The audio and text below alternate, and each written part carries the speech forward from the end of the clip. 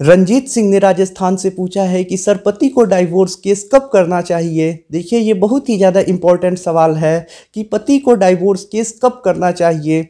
तो देखिए divorce case तो आप कभी भी कर सकते हैं। ऐसा नहीं है कि अगर आपके पास सबूत नहीं है तो आप डाइवोर्स केस नहीं कर सकते हैं, फिर भी आप डाइवोर्स का केस लगा सकते हैं। सबूत जो होते हैं, एविडेंस जो होते हैं, वो बाद में प्रेजेंट करने होते हैं कोर्ट में। पहले सिर्फ आपको एप्लीकेशन लगानी होती है, शादी का कार्ड लगाना होता है, आधार कार्ड लगाना होता है, ऐसे ही किसी प्रकार के डॉक्यूमेंट लगाने होते हैं। यानी एविडेंस जो होते हैं वो बाद में देने होते हैं, सिर्फ पहले आपको एक एप्लीकेशन के साथ कुछ डॉक्यूमेंट लगाने होते हैं।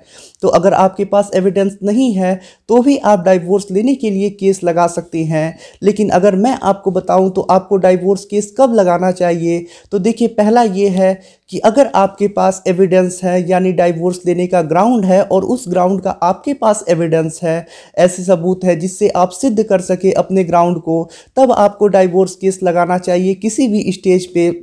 जैसे आपकी पत्नी आपसे अलग रह रही है और आप चाहते हैं उससे डाइवोर्स लेना, उसके साथ नहीं रहना, तो ऐसे में अगर आपके पास डाइवोर्स लेने का ग्राउंड है और उसके एविडेंस हैं, ऐसे एविडेंस हैं जो कि डाइवोर्स लेने के पक्के ग्राउंड है, जिस पे आपको डाइवोर्स मिल जाएगा, कोर्ट में आप अपने ग्राउंड को सिद्ध कर देंगे, तभी आपको ऐसे में डाइवोर्स केस लगाना चाहिए। यानी बिना एविडेंस के आपको कोर्ट में डाइवोर्स केस पहले नहीं लगा देना चाहिए। अगर आप बिना एविडेंस के डाइवोर्स केस लगा देते हैं तो ऐसे में आपके लिए दिक्कत आ सकती है, क्योंकि आपके पास एविडेंस नहीं होंगे अपने ग्राउंड को प्रूफ करने में। तो 2-3 साल केस लड़ने के बाद आपका केस वैसे ही खारिज हो जाएगा और उसके बाद आपकी पत्नी डाइवोर्स केस में मेंटेनेंस की मांग करने लगेगी। चूंकि आपके पास कोई एविडेंस नहीं है, आप किसी कारण को नहीं दिखा पाएंगे कि आप किस कारण से अपनी पत्नी से डाइवोर्स मांग रहे हैं, तो ऐसे में उसका मेंटेनेंस भी अलाउ हो जाएगा।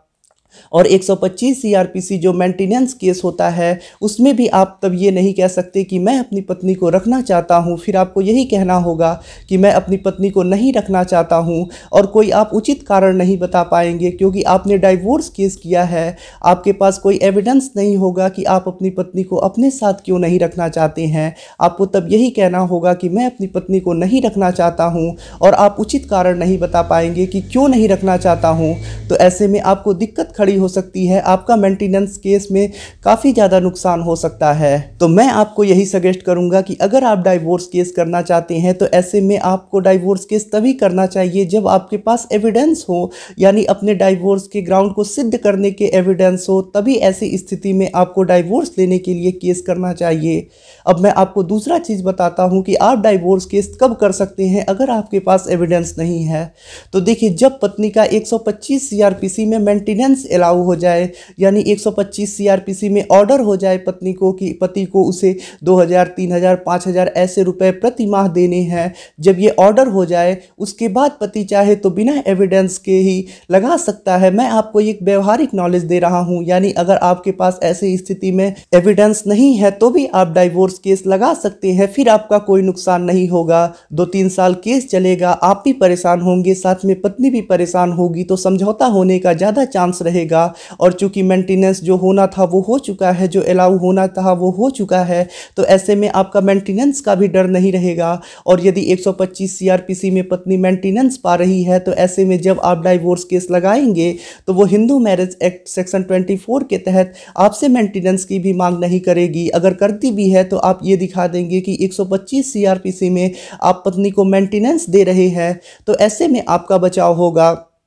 तो देखिए आपको पहली चीज़ ये कि डाइवोर्स केस तब करना है जब आपके पास एविडेंस हो, आप अपने ग्राउंड को सिद्ध कर सके, तभी आपको ऐसे में पहले डाइवोर्स केस लगाना है। और यदि आपके पास ऐसा कोई एविडेंस नहीं है, सिर्फ आप ये चाहते हैं कि आपको डाइवोर्स मिल जाए, तो ऐसे में आपको डाइवोर्स केस तभी लगाना है जब पत्नी का 125 सीआरपीसी में मेंटेनेंस अलाउ हो जाए।